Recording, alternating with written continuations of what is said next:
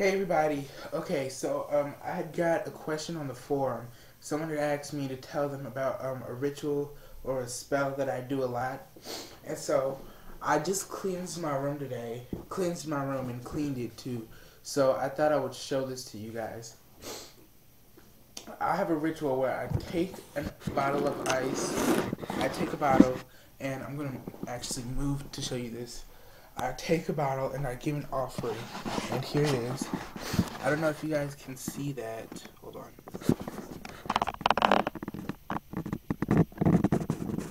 I don't know if you guys can see that really well. But I give an offering of incense and a water bottle. And I I freeze the water, and I do this so often. I have a bottle for like every day of the week, and I freeze the water bottle and I bring it up and I give it to the goddess and I let it melt. And sometimes I'll light it incense, sometimes I won't. And I'll read the water in the morning, so like if there's fish bowls in there or anything, and then I give the water to my cat because my cat is essentially the first connection that I have to my goddesses, Sekhmet and Bastet. And so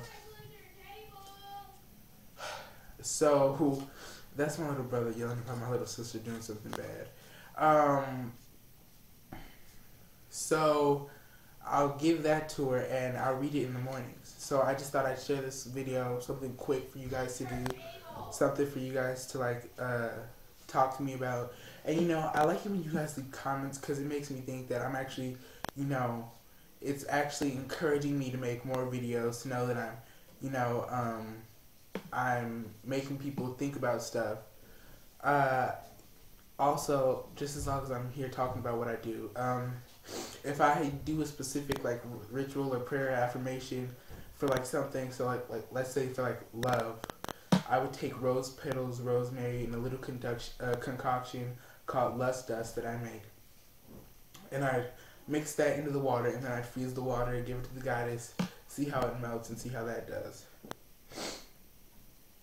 I would not give that to my cat because I don't know how those herbs would affect his stomach, but I would pour it outside in the garden or pour it into one of my potted plants. And so, just mixing herbs into the water, it's just like, okay, goddess, I said this prayer, I'm asking for this, and you give them the water offering, and you just say, oh, well, if you could, I would very appreciate it. And so, you just give that offering and see what happens. So, I guess, I don't really think you guys can see my face in the last part of the video, but like I said, I'm mixing herbs. Choose the herbs that fit what you're trying to do. Don't mix in rose petals. Well, I mean, if you think rose petals mean prosperity, because they are expensive, and so they could mean prosperity.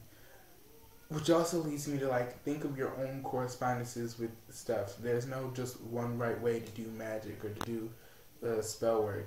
Think of something that means something to you.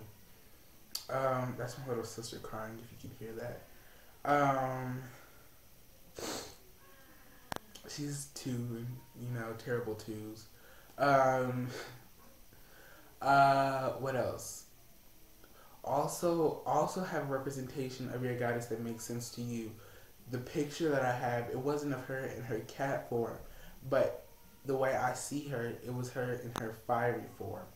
And the fire energy in Egypt was represented by a lion.